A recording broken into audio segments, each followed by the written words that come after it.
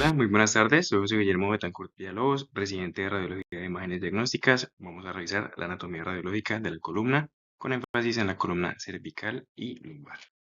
Aquí estamos viendo la columna vertebral en toda su extensión, en una vista anterior, posterior y lateral. Tenemos 7 vértebras cervicales, 12 vértebras torácicas, 5 vértebras lumbares, 5 vértebras sacras y de 1 a 4 vértebras coxígeas que van a estar funcionadas en el hueso coxígeo. Vemos en la vista lateral de la columna vertebral la columna cervical y lumbar con su lordosis fisiológica y la columna torácica y sacra con su subfosis fisiológica. Esta imagen nos muestra la disposición de salida de nervios espinales a través de los forámenes espinales de los cuerpos vertebrales.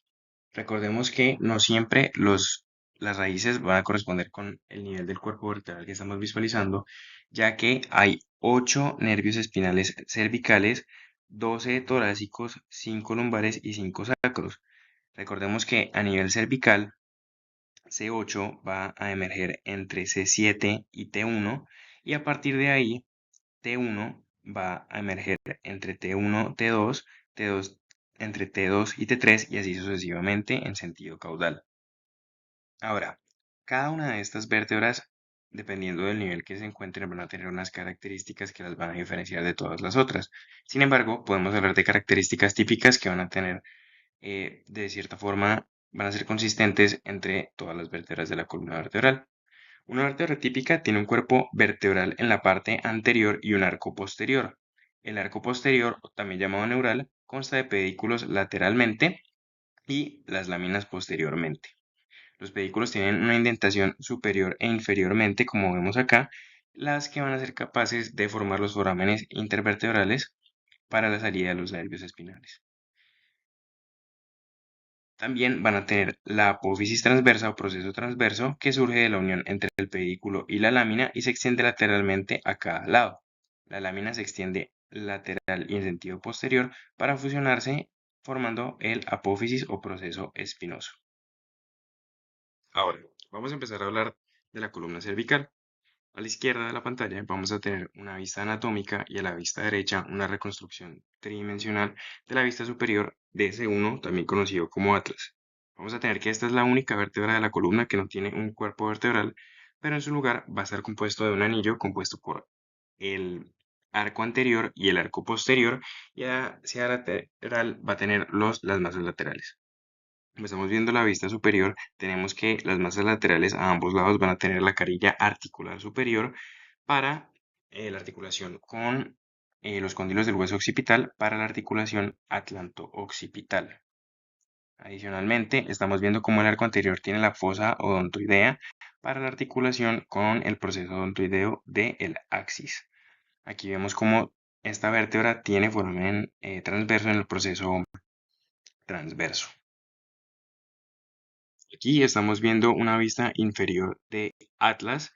Vemos cómo las masas laterales también tiene carilla articular inferior, en este caso para la articulación con las carillas articulares del atlas para la articulación atlantoaxial. Seguimos con la segunda vértebra cervical, también conocida como axis. Aquí estamos viendo una vista anterior. Vemos cómo esta es la primera vértebra que tiene cuerpo y hacia su parte superior va a tener el proceso odontoideo, también conocido como el diente del axis, y este va a tener una carilla articular anterior que va a articular con la parte posterior del arco anterior de atlas y también va a tener una carilla articular posterior que va a servir en las articulaciones con los ligamentos que vamos a ver más adelante.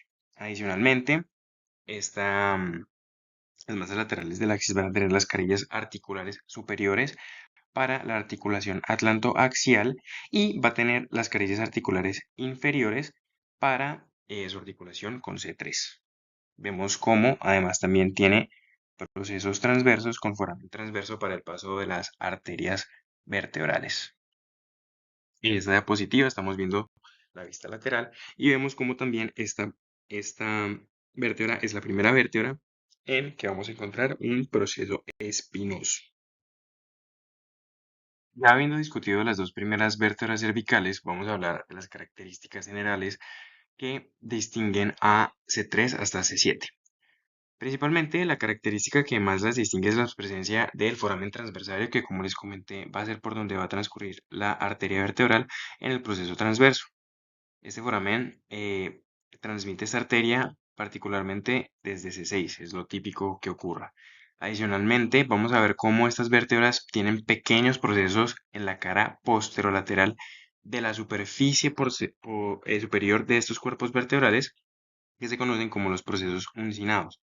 Estos procesos uncinados tienen, digamos, biseles correspondientes hacia la parte inferior o la superficie inferior de estos cuerpos vertebrales para comunicar o, digamos, articular tanto este bisel con ese proceso para formar las articulaciones uncovertebrales o de Luschka. Muy importante también mencionar que típicamente los procesos espinosos de las vértebras cervicales son bífidas. Y también tenemos que las carillas articulares para las articulaciones facetarias entre una vértebra superior e inferior cervical tienden a ser horizontales. Aquí estamos viendo una reconstrucción tridimensional de una tomografía de columna cervical, donde vamos a estar viendo los cuerpos vertebrales de las vértebras cervicales y vemos las particularidades que describimos en C2 y C1 con sus relaciones articulares, en particular del diente y del arco anterior de C1. Estamos viendo cómo los forámenes transversos se disponen lateralmente en los procesos transversos para el ingreso y ascenso cefálico de las arterias vertebrales. Ahora vamos a describir los ligamentos más importantes que vamos a tener a este nivel, particularmente estructuras que son muy importantes conocer para la evaluación del trauma de la columna cervical o de la unión cráneo-cervical, iniciando por el ligamento longitudinal anterior, lo vemos aquí, y el ligamento longitudinal posterior. La membrana tectoria es la continuación del ligamento longitudinal posterior, la tenemos aquí, en sentido cefálico hasta la posición basilar del hueso occipital, recurriendo el diente y todos los ligamentos que van a estar adyacentes a este, que lo vamos a ver más adelante en la presentación. La membrana atlanto-occipital anterior la tenemos aquí, extendiéndose entre el borde anterior del foramen magno y el borde superior del arco anterior del atlas, y también la membrana atlanto-occipital posterior entre el borde posterior del foramen magno y el borde superior del arco posterior del atlas. También vamos a tener la articulación entre el proceso odontoideo y el arco anterior del atlas. Vamos a tener los ligamentos amarillos entre las láminas de cada uno de esos elementos posteriores vertebrales. Vamos a tener los ligamentos interespinosos y a este nivel de la columna cervical vamos a tener que va a ver este ligamento nucal entre la protuberancia occipital y el proceso espinoso de C7. Aquí estamos viendo una imagen en la que se removió la membrana tectoria para visualizar con más detalle los ligamentos del proceso odontoideo. Vamos a tener que el principal es el ligamento cruciforme, entendiéndose este de como el transverso ligamento del atlas, y también se compone de la banda longitudinal inferior y superior, que en esta imagen también la removimos para poder ver el ligamento apical del diente, extendiéndose desde la porción más superior del diente hasta la porción basilar del hueso occipital. Adicionalmente tenemos los ligamentos alares, también muy importantes para casos de trauma de la unión cráneo-cervical. Aquí tenemos una reconstrucción sagital de una tomografía en la que estamos visualizando la columna cervical. Vamos a ver cómo la estructura más fácilmente identificable es C2 debido al proceso odontoideo, y siempre es recomendable hacer la numeración en sentido caudal desde C2 hacia abajo para que todas las lesiones que identifiquemos sean fácilmente reconocibles y las podamos describir en nuestros reportes radiológicos. Muy importante siempre analizar la densidad de todos los cuerpos vertebrales. Vamos a analizar la altura de cada uno de ellos, analizando sus platillos superiores e inferiores. Vamos a evaluar la alineación que tienen hacia su pared anterior o hacia su muro posterior para ver que en ninguno de estos sitios se encuentren lesiones o trazos de fractura. Muy importante que evaluemos las relaciones craneocervicales, particularmente con el índice de Powers que revisamos en el módulo de trauma de la unión craneocervical o todas las otras distancias que se describen a este nivel. También vamos a evaluar que los espacios de los discos intervertebrales se encuentren conservados. Vamos a evaluar la amplitud del canal intervertebral en un corte más paramediano. Vamos también a evaluar la amplitud del canal raquídeo. Vamos a evaluar en otros cortes las articulaciones facetarias incovertebrales y también muy importante que evaluemos los elementos posteriores y la musculatura paraespinal. Aquí estamos viendo una reconstrucción coronal de la misma tomografía. Estamos viendo cómo podemos identificar muy fácilmente aquí los cóndilos occipitales de ambos lados. Muy importante evaluar también las masas laterales del atlas. Vamos a evaluar las articulaciones tanto atlanto-occipitales como atlantoaxiales. Aquí vemos las masas laterales del axis con sus carillas y articulación y vemos cómo está el proceso odontoideo, también muy importante para hacer la evaluación de fracturas o lesiones a este nivel. Nuevamente, en una reconstrucción coronal vamos a ver cómo se identifican mucho más fácilmente los procesos uncinados para la conformación de las articulaciones uncovertebrales de un cuerpo vertebral inferior con uno superior.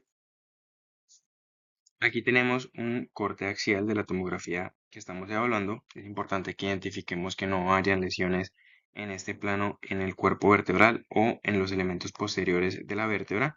Muy importante también identificar que no hayan trazos de fracturas que comprometan particularmente los forámenes transversos, porque cuando existen siempre debemos descartar que no haya lesión vascular, como por ejemplo una disección de la arteria vertebral en el lado que se encuentra em, lesionado. Muy importante que identifiquemos las láminas, los procesos espinosos y los pedículos vertebrales.